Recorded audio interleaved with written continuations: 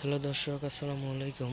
আশা করি সকলেই ভালো আছেন। তো দর্শক, দেখতে পাচ্ছেন আমরা কিভাবে আমাদের পুকুরের পাড়ে আমরা কিভাবে কলা গাছগুলো চাষ করে থাকি। তো বন্ধুরা, এই কলা গাছগুলো চাষ করে অনেক কৃষকেরাই কিন্তু ভালো ধরনের লাভবান হয়েছে। তো বন্ধুরা, আপনারা কিন্তু ভালো ধরনের লাভবান হতে পারবেন যদি এই কলা গাছগুলো চাষ করতে পারেন। এই কলা গাছগুলো হচ্ছে বিচা কলা গাছ, সবজি কলা গাছ এবং রয়েছে আরও আনাইজা কলা গাছ এবং সাগর কলা গাছ। তো বন্ধুরা, আপনারা চাইলে কিন্তু সবজি কলা গাছগুলো চাষ করতে পারেন এবং এই কলা গাছগুলো কিন্তু সবজি কলা গাছ। তো বন্ধুরা, এই সবজি কলা গাছগুলো চাষ করে অনেক কৃষক ভাইয়েরাই কিন্তু ভালো ধরনের লাভবান হয়েছে। তো বন্ধুরা, এই সবজি কলা গাছগুলো প্রচুর পরিমাণের চাহিদা।